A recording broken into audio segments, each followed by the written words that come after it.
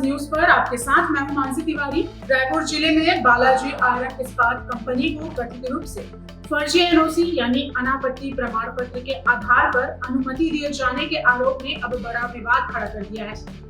मामले की गंभीरता को देखते हुए राजस्व मंत्री टंकराम वर्मा ने कलेक्टर को तत्काल जांच के निर्देश देने की बात कही है।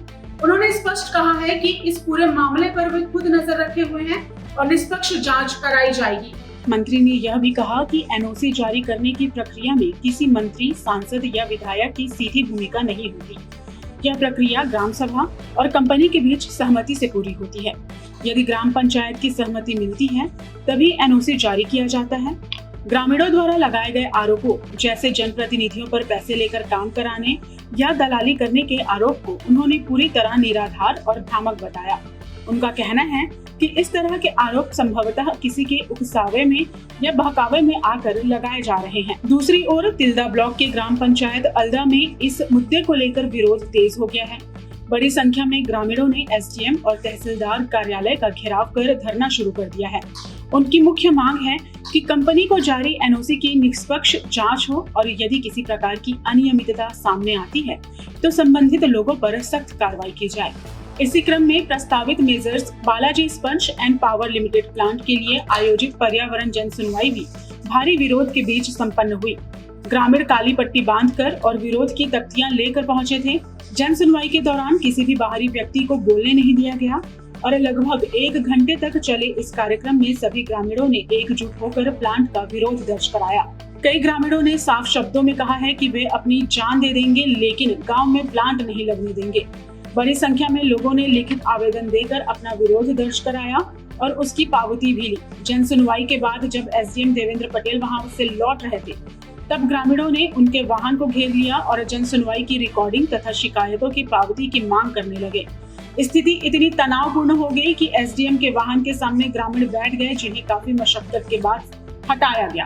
इस पूरे घटनाक्रम के दौरान भारी पुलिस बल तैनात रहा और लगातार समझाइश दी जाती रही, लेकिन ग्रामीण अपने रुख पर अड़े रहे। क्षेत्र की जिला पंचायत सभापति स्वाति वर्मा और जनपद पंचायत सभापति देवव्रत गोलू शर्मा ने भी ग्रामीणों के विरोध का समर्थन किया और उनके साथ खड़े होने की बात कही। गौरतलब है कि अल्दा गांव में इस तरह की एकजुटता पहले भी देखने को मिल चुकी है। यहाँ के ग्रामीण किसी भी बाहरी हस्तक्षेप या विवादित गतिविधि के खिलाफ सामूहिक रूप से आवाज उठाने के लिए जाने जाते हैं।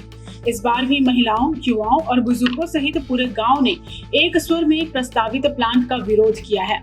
एनओसी जो देना वो रद्द करे बर आए हैं। पहले भी हम आए रहे हैं और एसडीएम सर और कलेक्टर सब कर हम अपन आवेदन दे हैं। मन कुछ नहीं करी समन के आवेदन के और मतलब कोई पावती भी नहीं दे है और मन कंपनी बस रद्द करे पर हम ये करे हैं। और यहाँ लड़का सियान बूढ़ा सब आए हैं, पूरा लड़का धर के छोटे बच्चा मतलब धर के आए हैं, पूरा परिवार लेके हम आए हैं। और जब तक हम मन के यहाँ एनओसी रद्द नहीं हो, कंपनी बने के एनओसी रद्द नहीं हुई तब तक हम यहाँ से जान नहीं। हम पूरा यहाँ धरना प्रदर्शन करबो, पूरा यहाँ रहना बसना हम सब चीज करते जब तक हम मन के पहली मांग है यहाँ फर्जी एनओसी रद्द करें।